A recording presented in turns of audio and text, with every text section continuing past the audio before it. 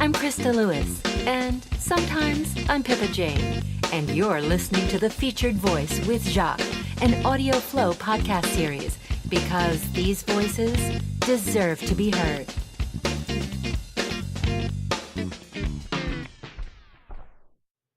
Hey everyone, thank you for joining us for The Featured Voice. I am your host, Jacques. We are now in Season 2, Episode 2, and this person I actually met last year. Or I think, I had him on the show on the audio flow. He was actually the second guest that I had on the show. And you know what? First guest. I can't even remember. It was back in January, and he had just completed an audiobook with the lovely Inger Iverson, and we had this whole idea of having the narrator and the author come on the show, and he delightfully did so. And so he's back again as the featured voice guest, and got to learn so much more about him over the last few months, and I'm excited that he and I will have this time to chat, and you'll get to know him a little bit better as well. So please help me welcome this week's featured voice guest, Michael Pauley. Hi, Michael. Welcome to the featured voice. How are you? Good. Thank you for having me. I'm so glad that we're finally able to connect. Should I not say that I've been cyber stalking you? Does that sound creepy? No, it's okay. It's okay. Okay, I don't mind. Okay, good. I didn't want to make you uncomfortable, and you're like, I'm talking to her. It's professional, and she just told me she cyber stalks me. I should go lock my doors or something.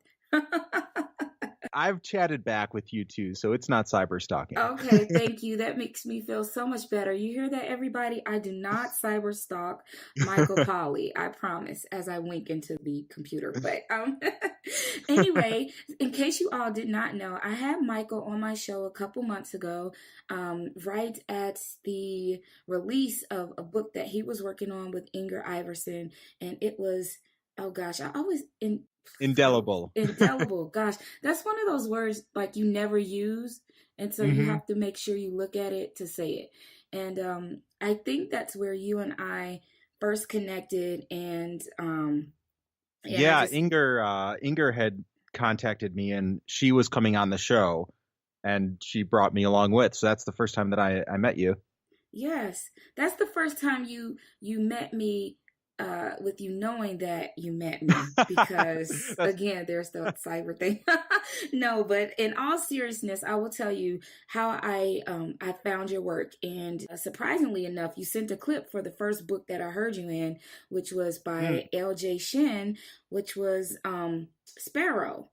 And Yes. So before we get into that, I'd love to know a little bit about your journey of how you got into the business of narrating. And of course, we always like to know if it started with, any background in acting or any other type of performance art before you decided you wanted to use your beautiful voice to bring books to life for people like me who cyberstalk. Absolutely. Well, I started off when I was a kid. I went to a small high school in Chicago, and I went to a school where a lot of people did a lot of things. So I was in sports, and I was in theater, and I was in band, and and everybody kind of did that. A lot of people were in all sorts of things. So when I finished high school, even though I'd done theater in high school, I had also ran cross country, and I'd also done lots of other things, and I didn't see that as a career path at first. And I grew up in Chicago. It was cold. I wanted to go somewhere warm, so I went to Arizona. And I tried a lot of things out. I was in ROTC for a little while. I worked in an emergency for a little while. I thought about, do I want to go into medicine? Do I want to try this? Do I want to try that? And I didn't find myself in any of those places, and I just kept finding myself coming back into the theater and into a career path that involved storytelling. And I ended up I went to the Southwest Shakespeare Conservatory, changed my life, studied with some amazing people, Pamela Fields and Tracy Hill Dressler. Now her name is Tracy Williams. Amazing people. And then I got my undergrad degree. I transferred to the University of Arizona, studied with more amazing people. I could just name names all day. Harold Dixon is like my mentor from undergrad, who I still talk to this day. Uh, and then I graduated, moved to with my BFA in acting and directing, moved to New York, and had no idea. I moved here sight unseen. I had friends that got the apartment. I literally just walked into an apartment that they had set up, and had never been to New York. I just did it. I just was like, I'm going to take the jump and the plunge, and I did that. Got here. I did a bunch of work around the country. I worked at Southwest Shakespeare Company doing Shakespeare, Texas Shakespeare Theater Festival, the theater at Monmouth, all over the place. And then I wanted to focus in a little bit more on staying in the city after being all over the place for a while. I had performed in Europe a little bit as well, so I'd been all over. And I focused in, tried to get a little bit more television type work going. This was before the recession hit. And Which one? The 2008, 9, 10-ish, Okay. whatever year you want to attribute that to. And so I was working, I did some of the soap. I did actually all 4 of the soaps that filmed in New York. I worked on SNL a little bit. And then that recession hit, and the TV industry in New York just went away. Everything went away. It was a really rough time. And I thought, this is a great time to get my master's. So I went to the University of Missouri, Kansas City, studied with more great people. I could name more names, but I'm not going to. And while I was there, I was finishing up. I was in my 3rd and final year. And there's a casting office here in New York City, Pat McCorkle Casting. She is part of the faculty at UMKC, and her partner, Jeff Dreisbach, both of them come out and teach. And Jeff taught a section of voiceover. And it was the first time I had ever gotten in front of a mic, ever. I had never even thought about the microphone as being a method of storytelling. And I got up there and I worked, and we worked for a week. We made demo reels. We did a little bit of everything. We had one day where we did a little bit of audiobook stuff. And Jeff pulled me aside and he said, you should really think about this. You're very comfortable in front of the microphone, and you've got a good sound, and you should consider it. So I graduated from grad school with my master's and came back to New York. And I found some authors through Amazon's Exchange, and started doing some audiobook narration, but I didn't think that it was going to be my primary focus. I thought it was just something that I would, do a little bit of. Right. And it just grew and grew and grew. And I connected with more and more authors. And, now I'm at a point where I have just an amazing core group of authors that I narrate for. And it's become my full-time job. And it's amazing. I still will go out and do work occasionally for theaters if it's something I really want to do, but I'll usually bring my equipment with me and be doing double time. So I'll be recording in the day and doing a show at night. I just did that this spring in Kansas City at Kansas City Repertory Theater. You sure did, because I saw it. You saw the show in Kansas City? No, I cyber stalked. Oh, Are you not you cyber stalked. Well, I don't know. Well, we kept passing each other. So you were in Kansas City right when I think I was relocating back toward the Midwest from Arizona. So everywhere you've been, I've been. Not on purpose, everybody. I promise I'm not physically stalking him, because that's really weird.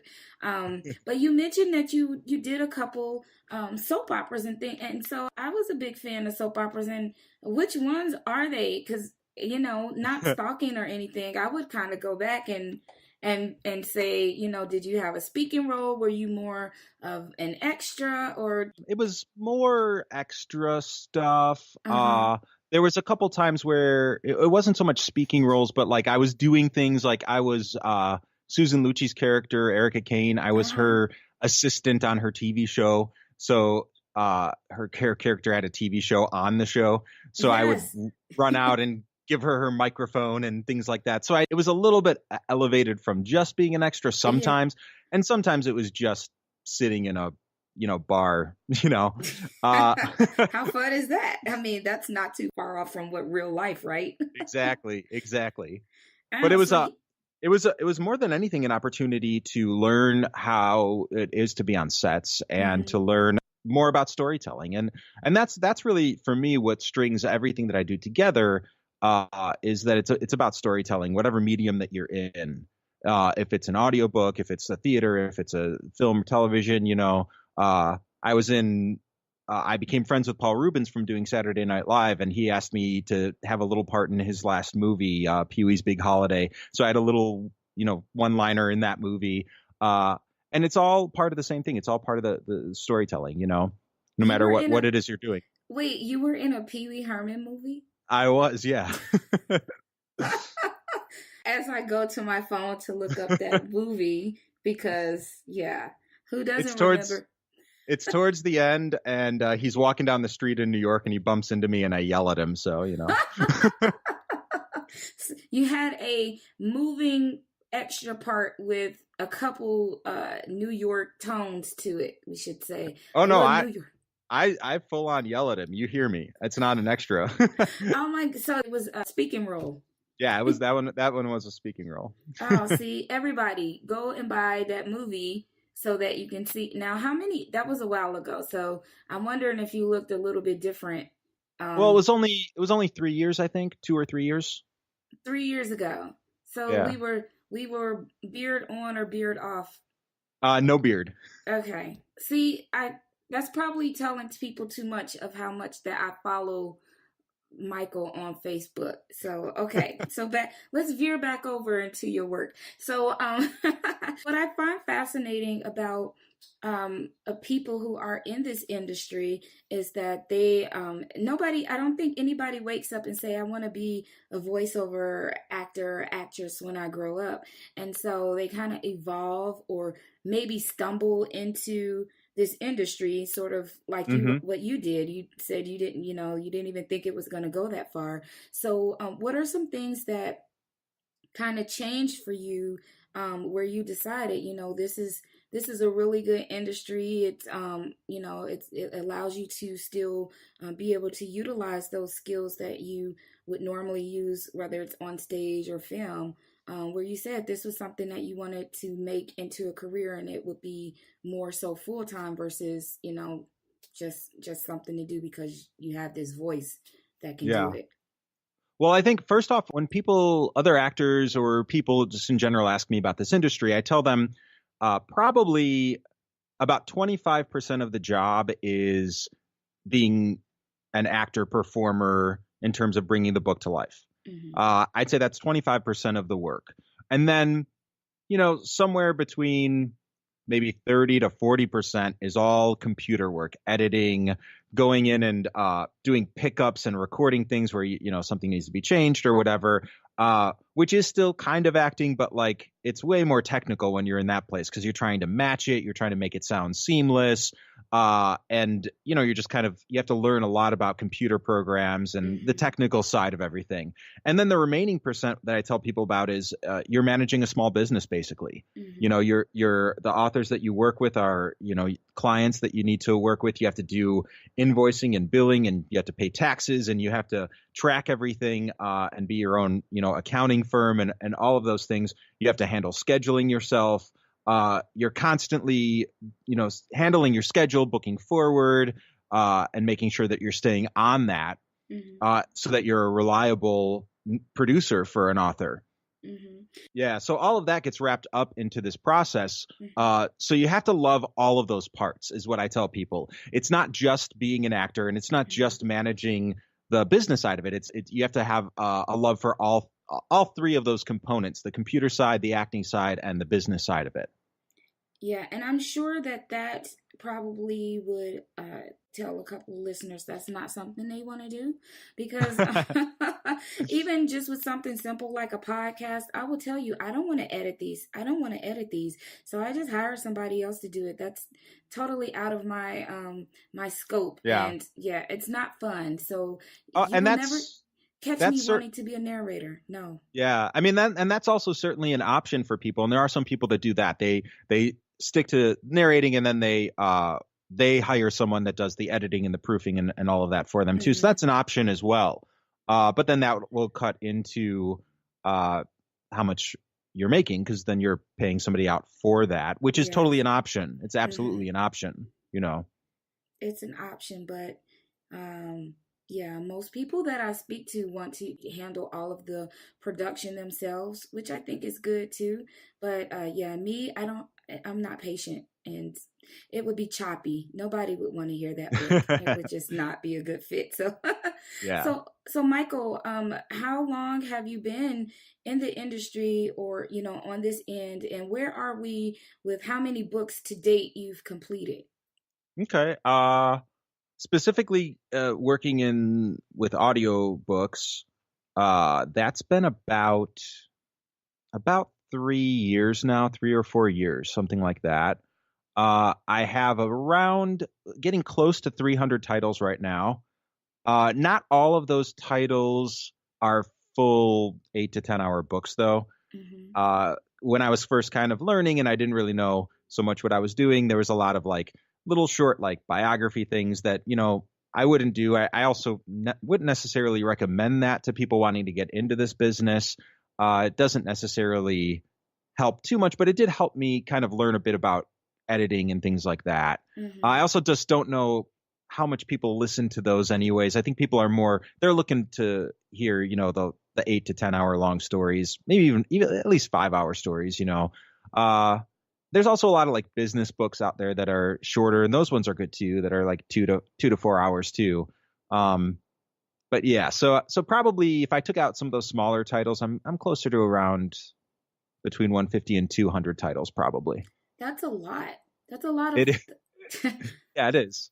I should have gone to Audible and searched, but then you gave me more information that some of them were. Let's be frank, I'm not going to listen to your voice on those business books. You know what Nah. books I'm going to get. So, Oh, I um, know.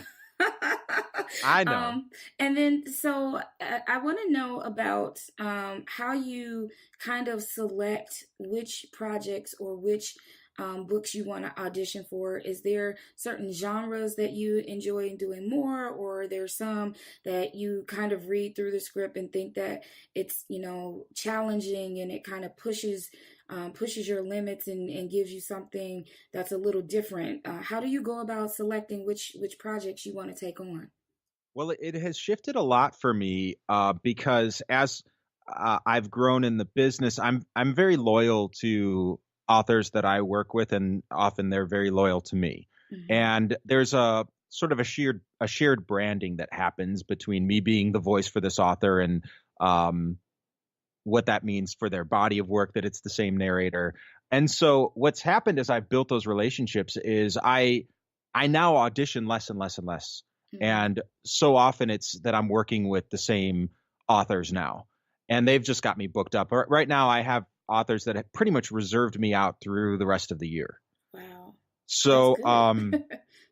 because they all have a writing plan going that they're going to do this book in November and this book, and they tell me what they're planning. So I don't always have a lot of room to put anything new into the schedule. And Hmm. often authors will approach me without me having submitted to them, and they'll send me a section of their book and be like, I've heard you do this book. I'd love for you to do, consider doing my book.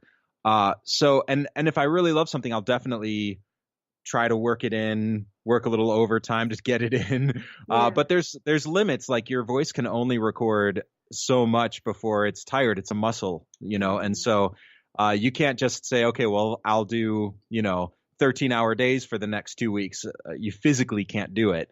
Uh, there's a the point where your voice goes, nope, I'm done. It does. I'm there with you now, actually. Yeah, And I don't even speak for 13 hours a day for 2 weeks, but I am understanding more and more what you yeah. guys go through. So, with that being said, do you have a special kind of routine that you do to continue to keep your vocal cords intact where you don't sound like you're back in puberty? Well, I will say, and I didn't quite finish answering your question, I think, because you asked about genres and stuff. Yes, I let's sort go of back veered to off. that. Uh, I sort of veered off of that. But what I would say, because it kind of connects to this question you just asked, is I love to bounce through different genres. So I have an author that I work with a lot, Patrick Logan, and he has a lot of horror books that he writes. And right now, together, we're doing a series with a main character named Damian Drake, and he's a New York cop, and it's sort of a police detective almost like film noir kind of Mm-hmm. series. I work a lot with Lucy Lennox, and she does male romance books, and Mm-hmm. Devin McCormick. I work a lot with so many different authors that are in the romance genre. Actually, Inger Iverson I work with a lot as well, and then I'll occasionally have like business books as well. I'm also right now working on a sort of Jason Bourne type of a thriller series for an author named Andrew Watts. He's a retired Navy pilot, and he's awesome, and his writing is so much fun. Nice. Now, the thing that I was going to say is that, it's funny because the different genres change the demand on your voice a lot. There's something more gentle and soft when you're doing most of the romance books, and I can actually get more recorded often in a day on those books. When I'm doing a horror book, and you're groveling your throat more, and some of the characters are down, and stuff like that. Yeah. You have a character that's really down in the basement of your voice, and squeezing on those vocal cords more, and it's gonna mean that you have to take a lot more care, take more rest, take more time in between chapters to rest that voice. And what I do changes often based on the type of book that I'm narrating as well. When it's a romance book, I can get a lot more done without having to think about resting as much as right now when I'm doing a book for Andrew Watts, which is it's a much more intense attack to it because it's a thriller Jason Bourne type book. So you're going like it's just a very different feel to it. Right. What I recommend so much is just I've redefined the way that I work is take a lot of breaks. You record for an hour, take a half hour off, then record for 45 minutes, take another half hour off. Mm-hmm. Often you think like, oh well, I'm trying to be as productive as possible, so I want to just power through. But actually, that rest is productive time. Mm-hmm. Because you're allowing the muscles to rest. And at the end of the day, you're going to actually be able to record more than you would have if you had powered through and burned your voice out by 2 p.m. Yeah, that makes a lot of sense. I really didn't think of it that way, that different genres require a lot of differences in what you're, able to do at that point, and how it kind of, I guess I'm going to use the word stresses the vocal cords, because if you're Yeah. in a register that's not normal, of course you're adding something extra that really shouldn't be there, if that makes sense. Yeah. So, Yeah. um, It's like some days you're doing push-ups and some days you're doing sit-ups. Either way, you're exercising, but they're different kinds, yes. Yes, I like how you threw that exercise in there, because I don't like either. But if you put something like riding the bike, the treadmill, one is like the treadmill and one is like, doing the sit-ups, then I can see that. I'd rather do the treadmill. But thank you. All right. So, what I like about your ability to do different genres is I don't think you kind of put yourself, some people get typecast. Mm-hmm. And it happens a lot in film, and I've seen it happen a little bit in audiobooks. I guess I would want to know, what are some things that you've done outside of, you have a selection of authors that you work with, but what are some things that you've done to make sure that you didn't get kind of pigeonholed into, well, he does romance and that's kind of what he's known for. What are some other things that you think you've done that kind of prevented you from being typecast in certain roles? Well, I think it really has been about from the very beginning saying that I'm going to push myself into different genres as much as possible. Mm-hmm. And really, and then not just like going into that, but really thinking about, okay, well, what makes this specific to this genre? So I've done some zombie books, right? And it's like, okay, what makes a zombie book specifically a zombie book? What does this listener want? Because as you said, I know what books you're going to listen to that I record. You're probably not going to listen to the zombie book, and Right. the guy that listens to the zombie book probably isn't going to buy indelible or Sparrow. You know, that Right. guy's probably he's in the zombie book. You never know. A lot of people have different tastes and might jump genres around too. So with that in mind, okay, what is somebody who listens to romance book? What do they want to hear? What matters to them in a narration compared to the guy that's, you know, listening to that zombie book or listening to that horror book or that police detective book? When I was in grad school, I studied with Ted Sweats is the guy that I studied with there. And when he was in New York as a younger actor, studied directly with Stella Adler. Mm-hmm. And one of the things that Stella taught him that then he taught me was that you have to know the play that you're in and you have to know the production you're in. So you have to know, if you're going to do Romeo and Juliet, you have to know the play Romeo and Juliet, star-crossed lovers, fall in love, yada, yada, yada. But then you have to know the production you're in. Is this set on the moon? Is this set in, 1500 Elizabethan? Is this set in Italy in the 1300s? When is this set? What is this production? And Right. so I think about that a lot with audiobooks, is that yes, they're all audiobooks. So there's something that's common amongst them all. It's typically one narrator. Sometimes it's a couple narrators telling the entire story. And so that unifies all of this work. It's all based on one storyteller, right? Mm-hmm. But then what makes a zombie book a zombie book? What makes a romance book a romance book? What is the unique characteristics about it? And to go even further, which I think you really need to do, is really what makes this author within the genre's voice speak? L.J. Shen has a very specific voice. Mm-hmm. And that was when I wasn't quite as booked up, and I did audition for Sparrow. And she right away called me and she's like, you got it. It was my voice right there. I just heard it, and I felt it too. And it was this marriage right off the bat in that book. I was like, I know that this is a book I'm supposed to narrate. Recently, I actually had people that were recommending me for another title. I won't say what it is, but I read the audition sample for the author, and it didn't really feel right. And the author ended up going with somebody else, and we chatted about it. And she was like, I'm sorry, I went with somebody else. And I was like, no, I knew that my voice wasn't this voice. Mm-hmm. And that doesn't mean I couldn't read it. Any of us narrators that are good, we could narrate anything, mm-hmm. but that's not what I'm talking about. I'm talking about when you really hit something and like you really are the voice for that author, for that book. And when you're listening, when you're listening and it just, there's a good marriage there. Yeah. When a narrator is speaking the language, when the words just sound right coming out of a narrator's mouth, there's a marriage there. So I think about that too. I'm working on Andrew Watts's book right now, and I'm capturing not just a Jason Bourne type thriller book, but this is Andrew Watts's book. This is his words. And so I want to capture that. I want to capture his voice in that.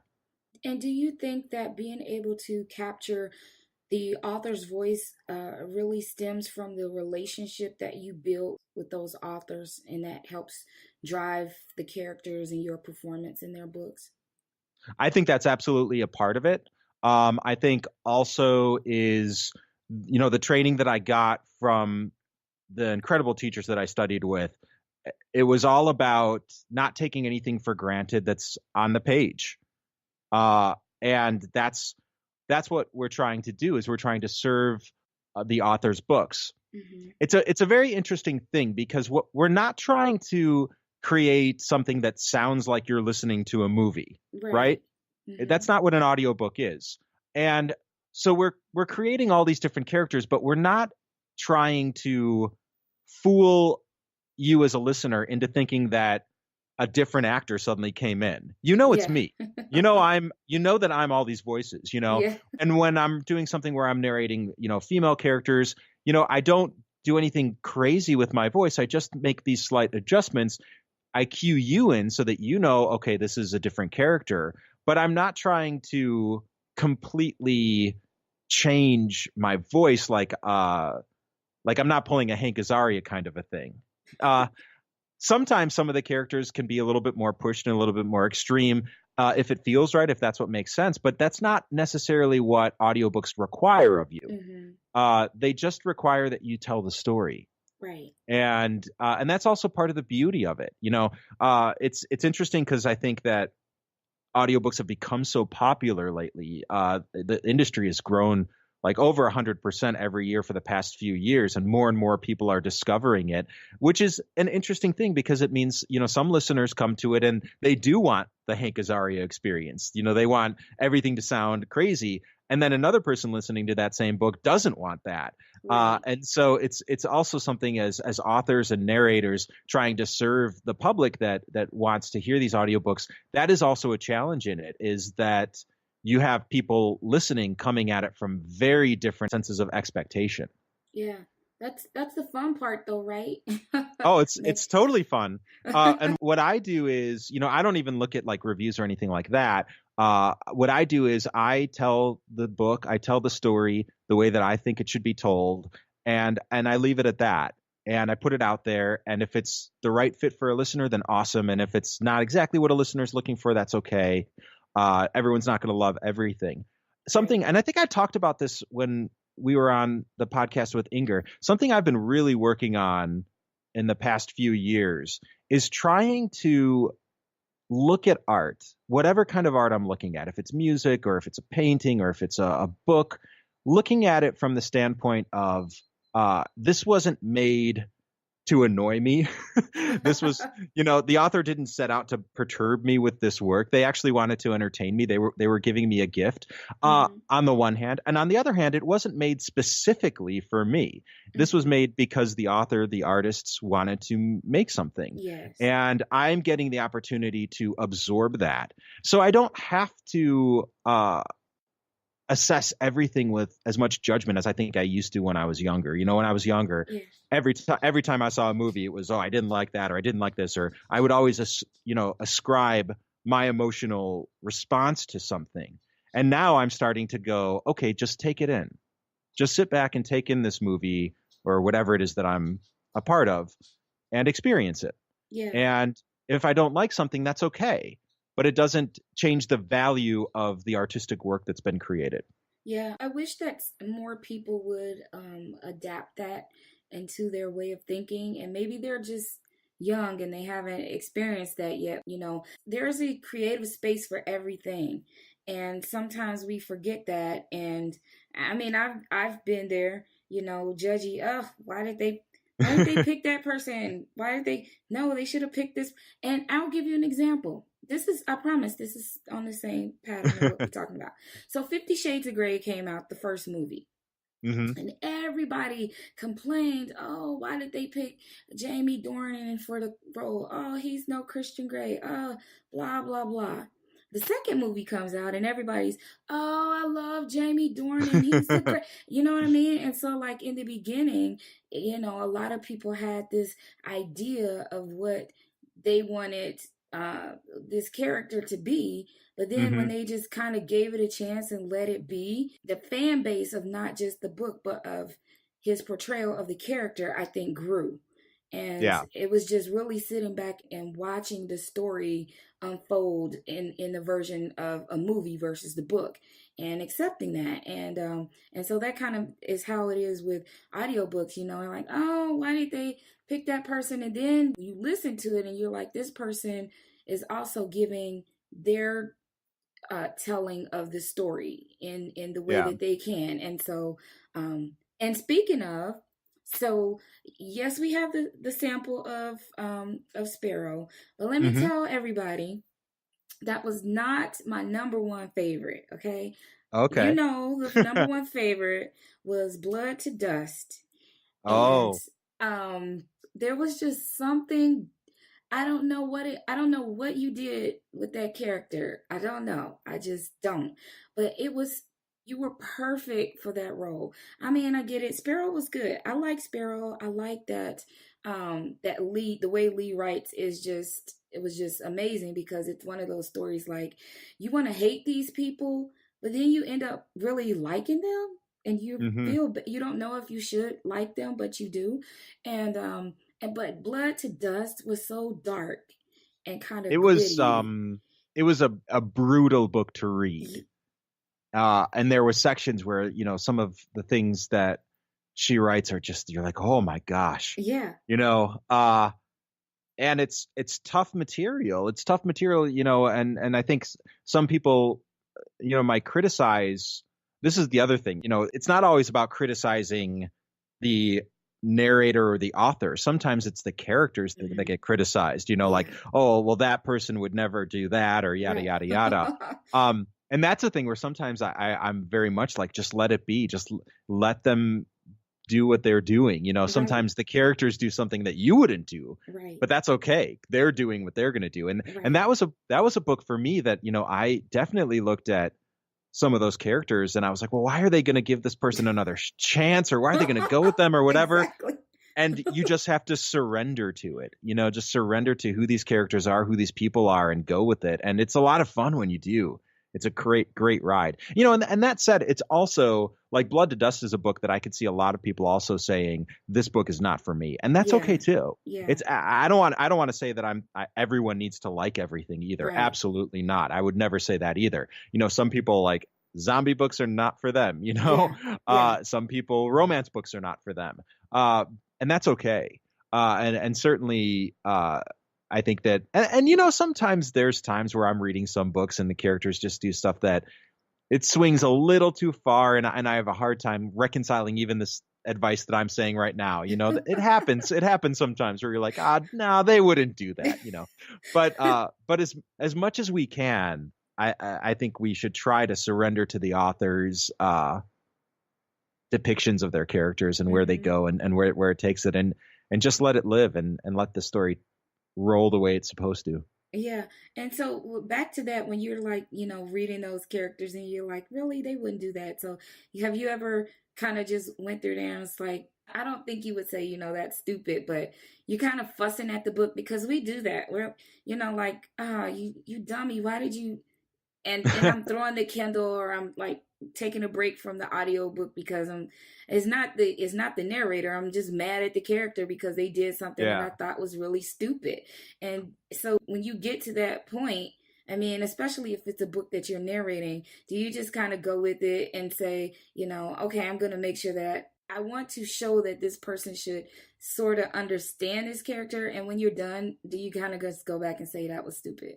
Do you ever say that? Because I would. I try to never say something like that, or Okay. think something like that. And that's part of my job as the narrator, is to bring and to find the truth in everything. And definitely there's been some, we don't always get to read and very rarely do we actually get to read an entire book before we sign on to it. Often we just get a little sample.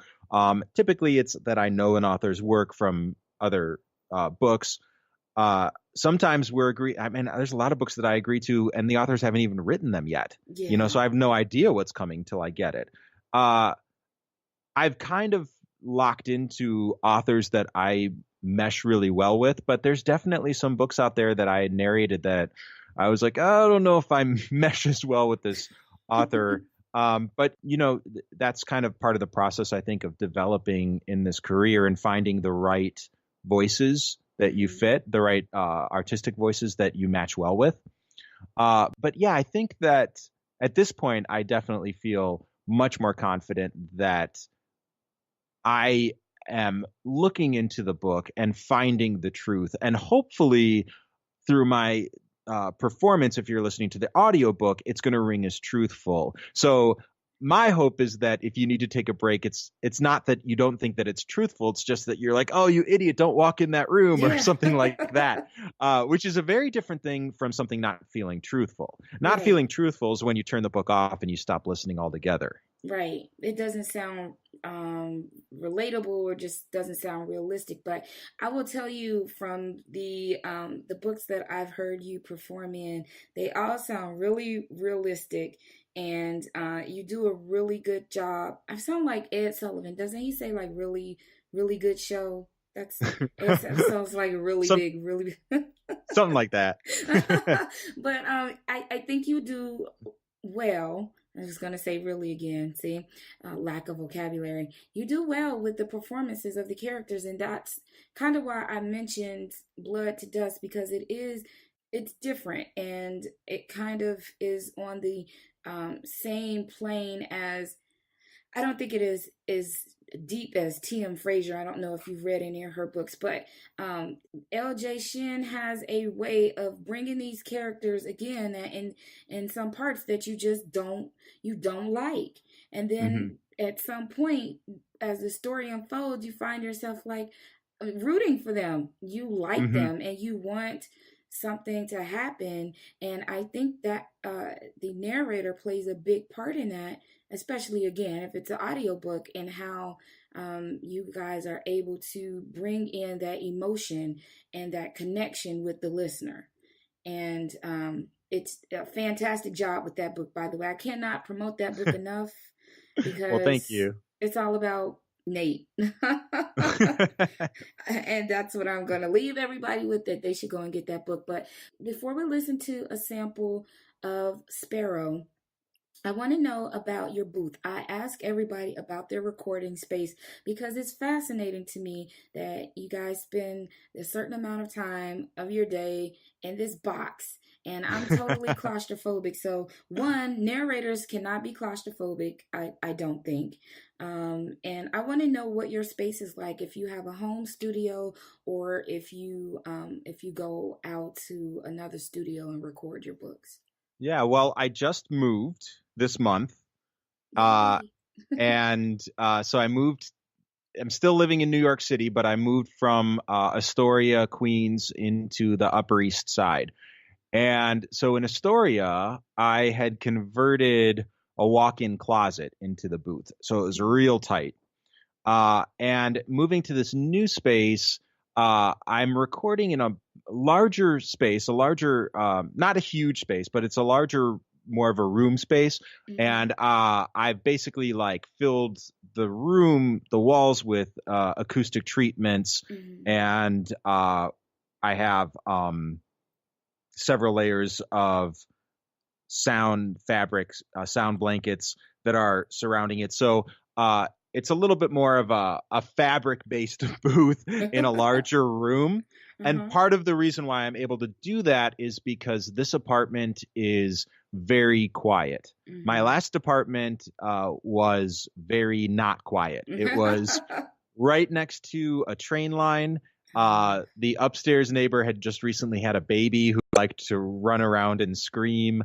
The Oh landlords were gosh. constantly walking in and out of the building and Ah, making so much noise. that's Uh, eh, awful. yeah, and in my new apartment, I'm in like the back apartment in the middle of the building, and I'm all the way on the east side, like by the river. I'm not close to anything that makes a lot of noise, so there's very little noise pollution coming into my apartment to Mm-hmm. begin with.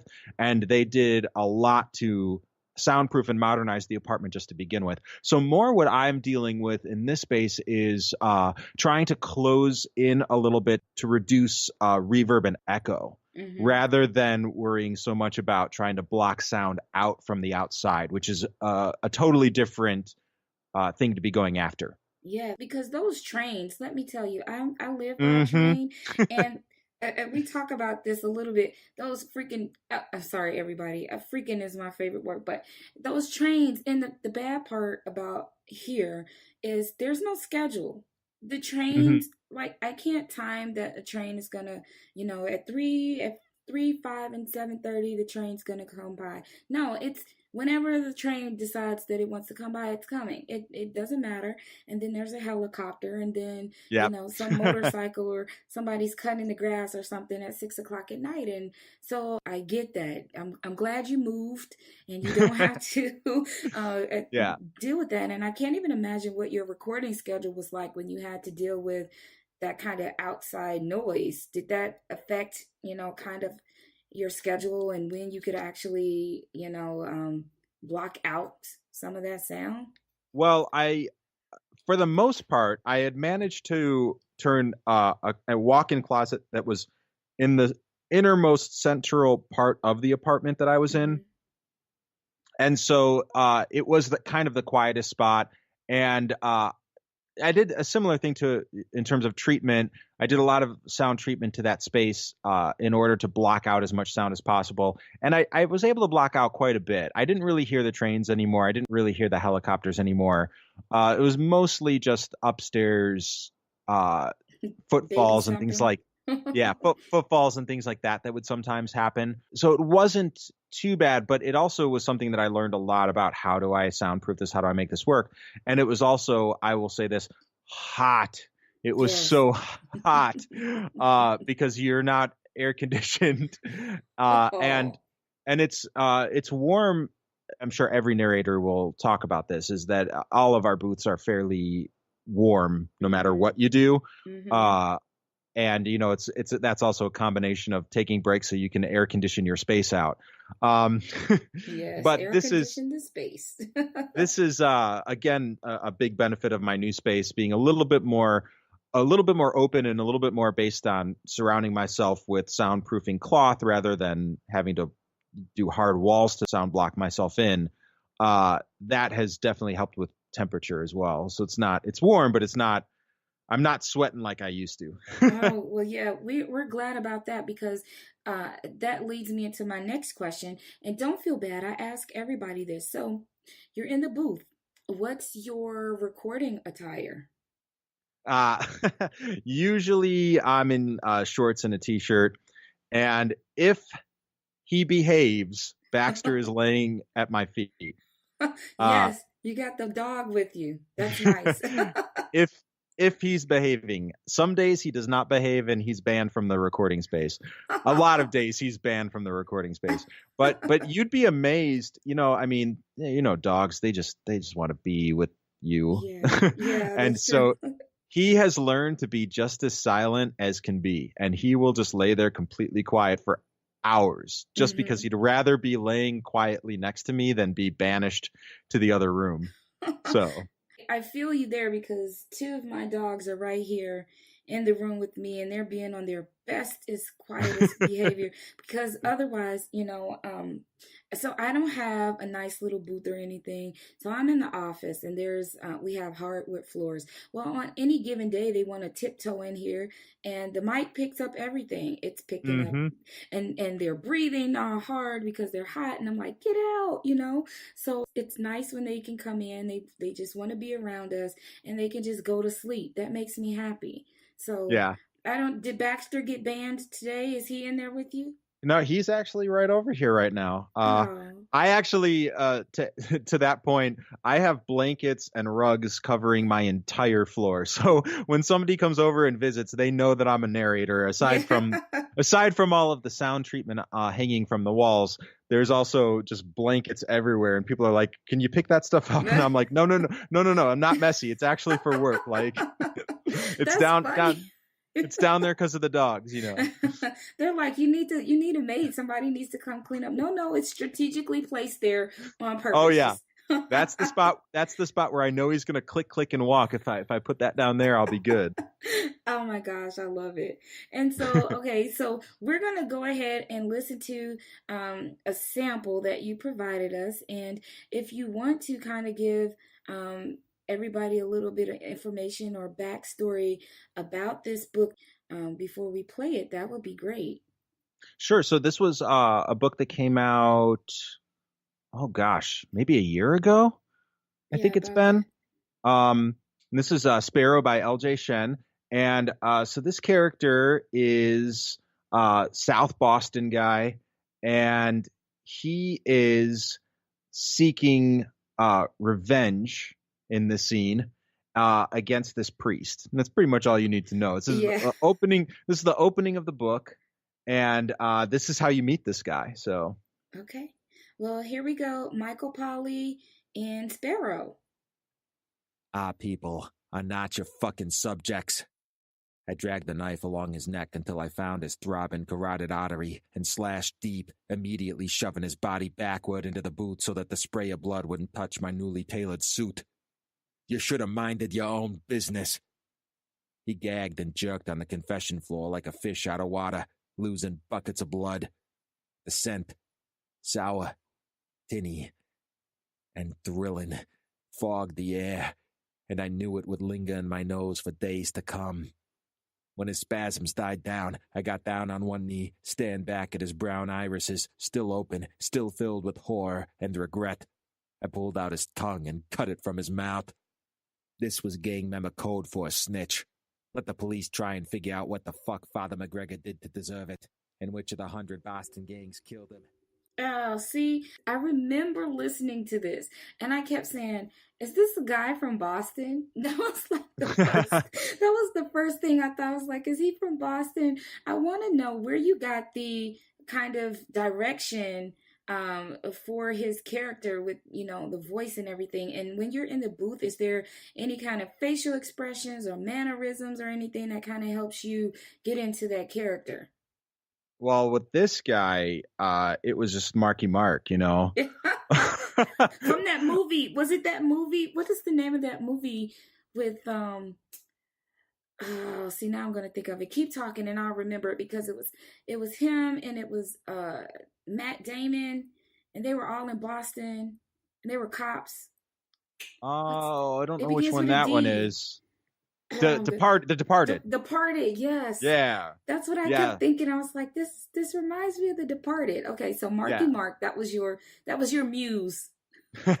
So when I'm doing dialect work, one thing I studied with, and oh god, I'm going to name drop again. I studied with an amazing, one of the most amazing teachers on the planet, Erica Bailey. Mm-hmm. She was at my graduate school in Kansas City, but now she teaches at the ART program at Harvard. She runs the voice department there because she's that amazing. Wow. So I was very fortunate to get her while she was in Kansas City, and we did this dialect work with her all 3 years of my graduate school. And in our final year, we had to learn 10 different dialects, and then we had to go in front of our class and start talking, and she would point to us. And every time she pointed, you had to change to a different one of your 10 dialects that you learned, and on the spot. And it's really, really hard to do. And it was okay if you messed up, but it was about learning how to switch and shift. And it's been incredibly useful now as an audiobook narrator, because you're doing that. You're talking to yourself as 3 or 4 different characters in a scene, sometimes with 3 or 4 different dialects. But one of the things too that I do is to have a little like cue, like a 1-sentence thing that takes you into a dialect. So can I curse? Am I allowed to curse on this podcast? Your sample did. Oh, that's true. That's true. Like if I'm gonna do Scottish dialect, my cue, I just think, oh, that's fucking great. And that's sort of my one phrase, and then I can go into my fucking Scottish guy, and I can get it going. So like with my Boston guy, it actually was Matt Damon's line from Good Will Hunting about the apples. You like apples? How do you like them apples? And so that's one of my ins. And also visually, so I'll see something. So with the Boston, with that character in Sparrow, I kept seeing, Mark Wahlberg in my head, because it just iconically dropped me into that feel, that mood, and that place. I love it. I was still stuck on the Scottish guy. I'm sorry. What did you say after that? No. I always like to ask those questions about what is it that people use to kind of get them into that character's, mindset, and giving them that voice. And I like that you all have something different that kind of sparks you and helps you get there. And then being able to stay there, I guess once you're there, you're kind of it, and you're embracing the character. So now you become that person. But I like to know kind of on the back end of that, we chat a little bit about Blood to Dust and how it was a little bit, different. And have you done books that kind of put you emotionally in a different space? And if so, what are some things that you do to kind of refocus yourself or rebalance those emotions, either while you're continuing the project or once you're done with it? Yeah. Well, one thing this is a very, very interesting question. One thing that's very different is when you're narrating, you are all of these different characters. Mm-hmm. And they are all in very different emotional places. It's very different from when you're acting a one character out in a show. Mm-hmm. when you're doing that type of a project, you get so lost in that singular person's journey. With, for example, right now, there's the book that I'm narrating for Andrew. There's probably like 20 major characters right now in the section of the book that I'm working on. And they're in completely different places. There's these Russian former KGB people who are, just classic villain type characters. And then you've got your like Jason Bourne hero type guy. And then you've got, these FBI guys that are, trying to go at it.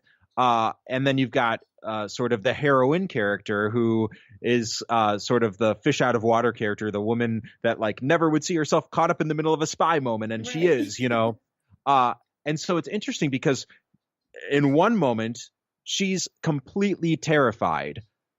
And then in the next moment, I'm playing the person who's terrifying her. Yeah.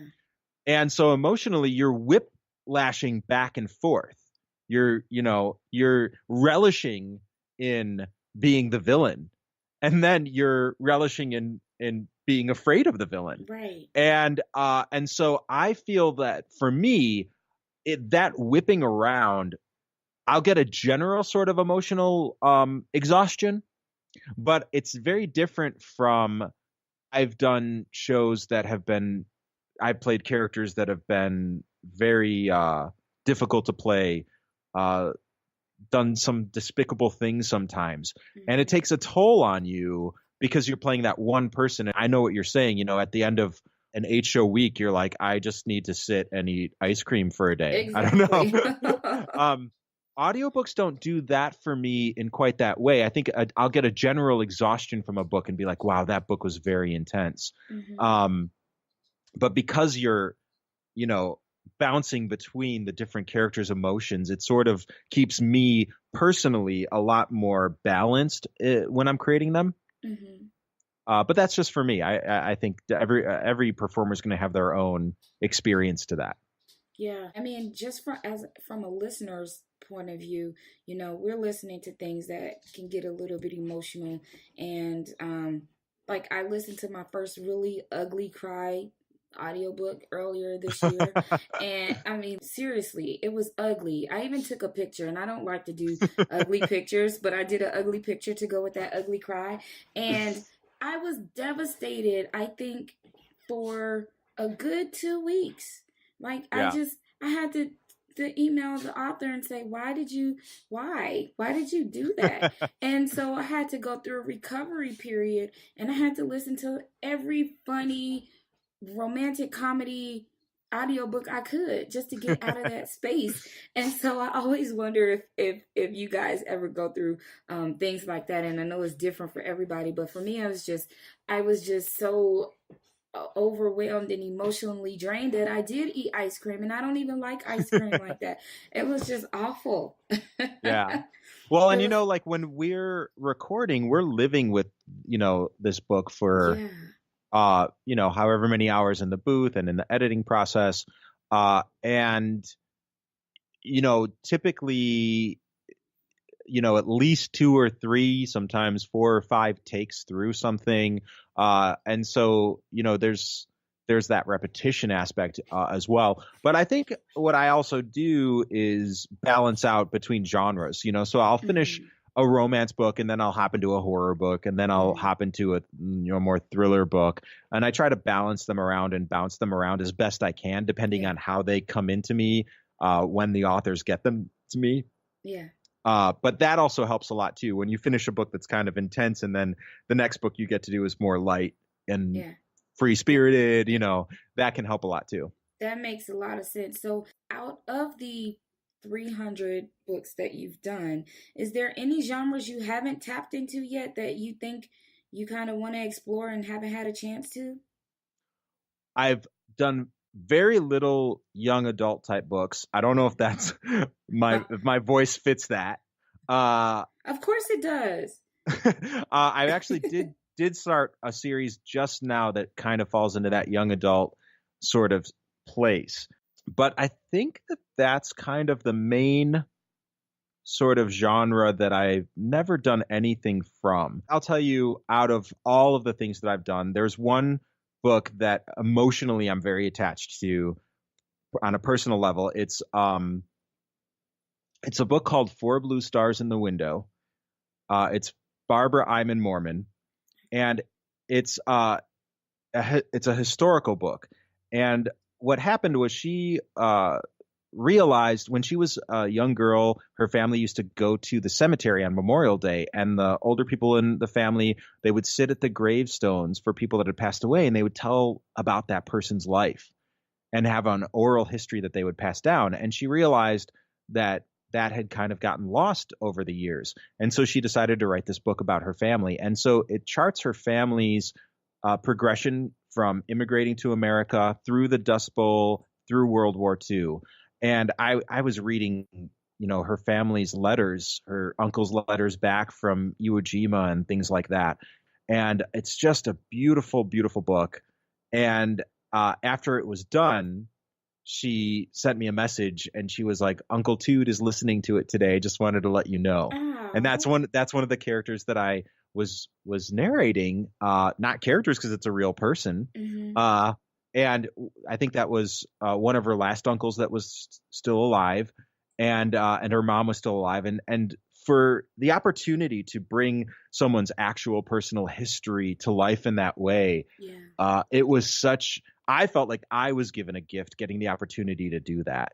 And so it's one book that I hold very dear to me, that experience that I hold dear to me, knowing that I read this man's letters and then he listened to me reading them after the book came out was very powerful to me. And again, reminded me of the power of what we do, the power of storytelling, and what it means to be able to tell someone's story, the honor that is, the responsibility that is. Mm-hmm.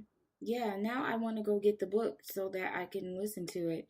Because interestingly enough, I do listen to other things outside of steamy romance, and so that means that I want to pick that up. And for me, I don't listen to a lot of historical books or bibliographies or autobiographies or anything like that, but it seems like you said there's something different about putting that together, something that's real, if I can use that word, versus something that's fiction. And I think, to go back to my Ugly Cry book, it was fiction, but parts of the story, it was based on real events.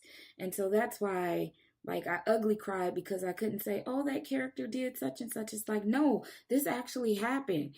The story just changed a little bit, but it happened. And so I think we get emotionally attached to it a little bit differently, like you did when you found out this person actually listened to you read about him. Which is and to a certain extent, every book, fiction or nonfiction or what have you, has a piece of that author in it. They've given a little bit of their soul into that book. It's imprinted there. So there is a sense of an individual's truth in everything that we do.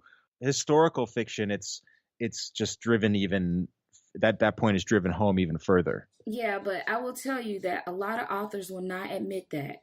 And I've had them on my show, and I'm like, okay, so how much of you are in this character? How much? And oh no, it's just all, it's all fiction, and it's partially based on, somebody I know. Yeah, we know how that goes. It's somebody that very well.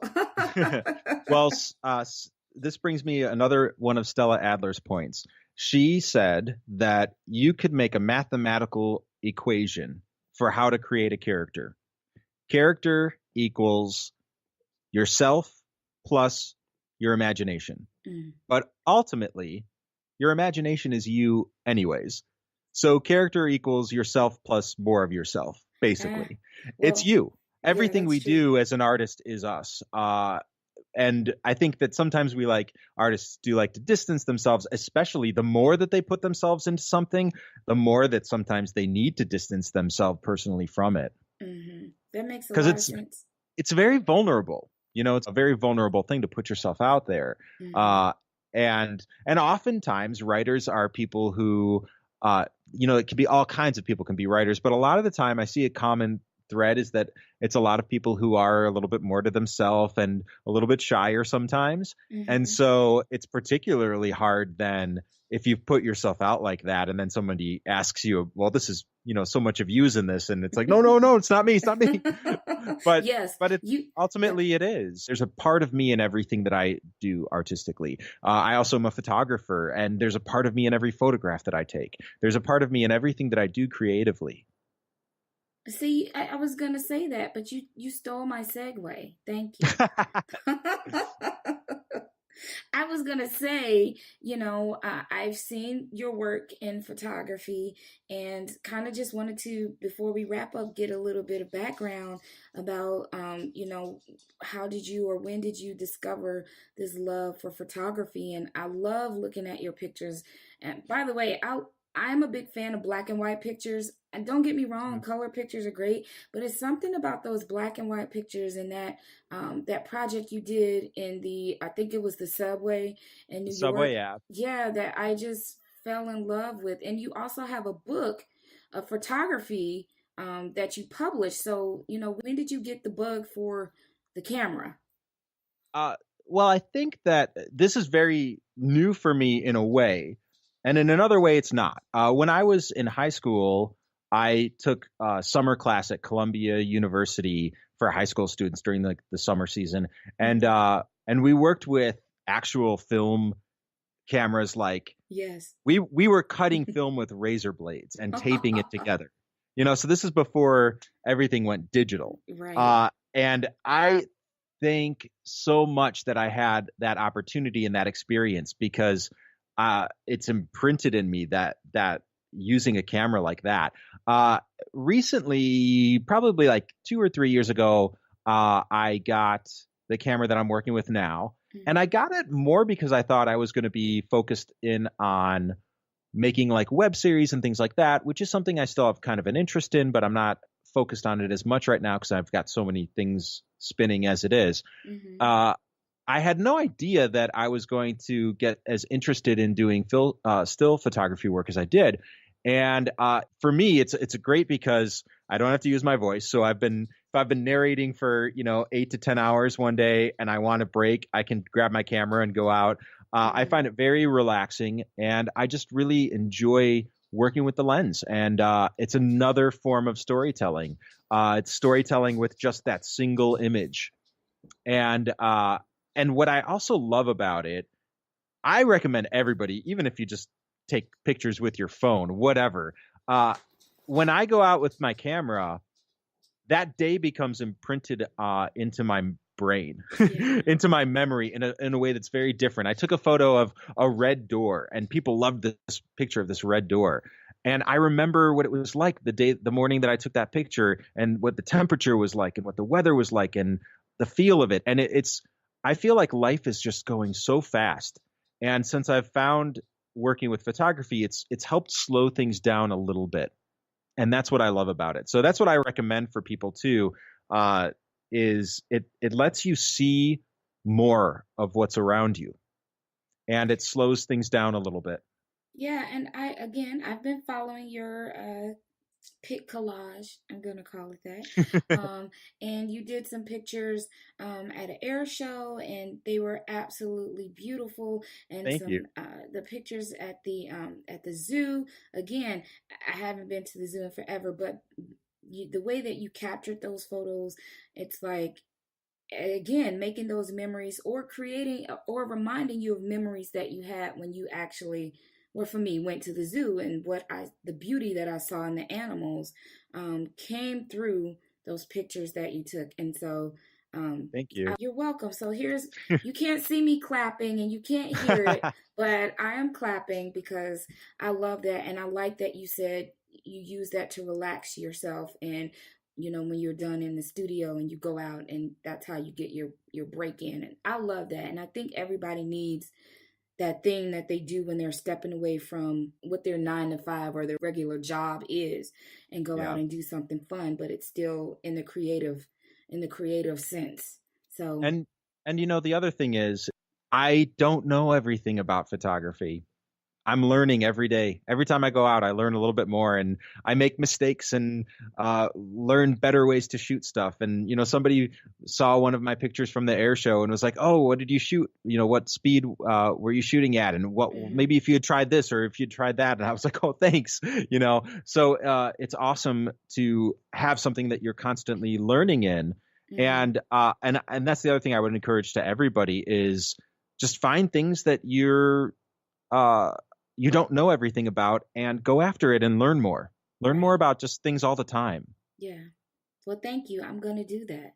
You heard it from Michael Pauley, everybody. Go and learn things that, we're always learning anyway. So just go out there and learn something new. You never know if you're going to like it until you go out there and try it. And exactly. And photography is a lot of fun. I remember 35 millimeters and rolls of film. And yeah, digital is so much. You know what? No, it's fun either way. Old school cameras are really nice. But yeah, I like that you can capture a day through a picture. And this is why people take selfies. So people don't knock selfies. They're important. Well, you know what it is it's all just different forms of storytelling. Yeah. And that's why you've seen on things like Instagram and Facebook, like they've changed it now and it says like, tell your story, right? Yeah. To do these like live video things and all of this stuff.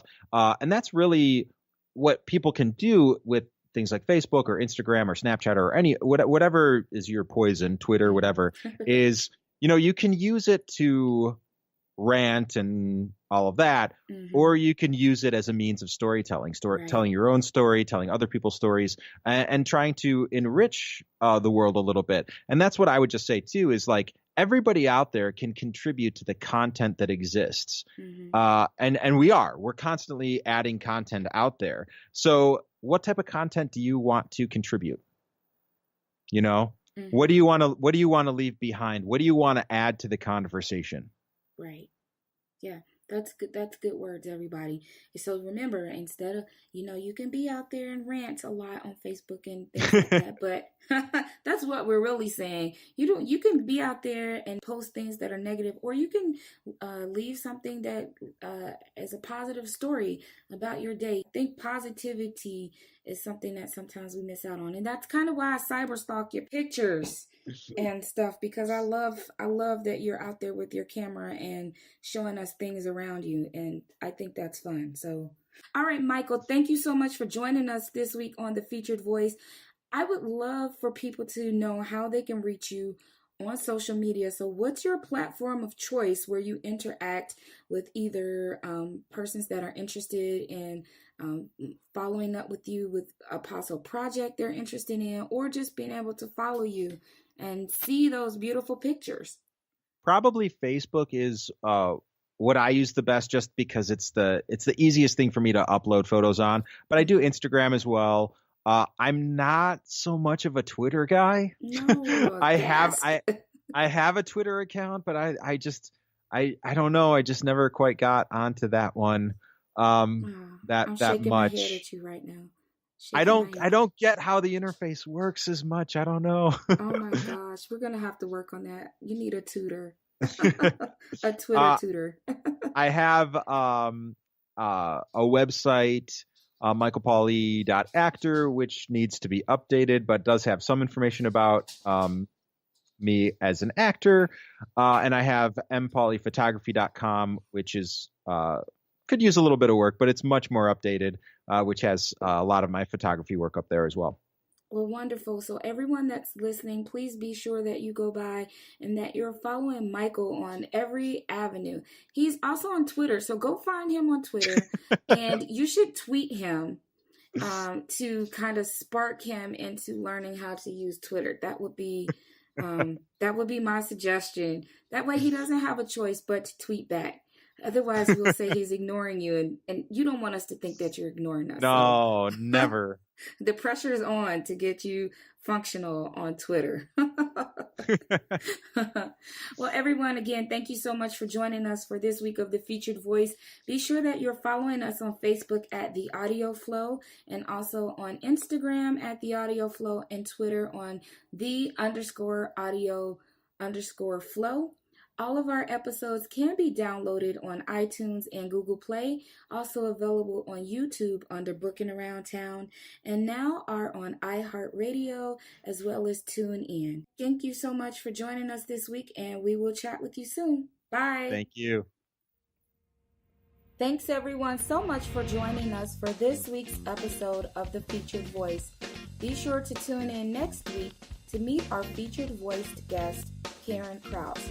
For more information about the audio flow or the featured voice, visit us online at www.theaudioflow.com. Until next time, remember, lend them your ears because they definitely deserve to be heard.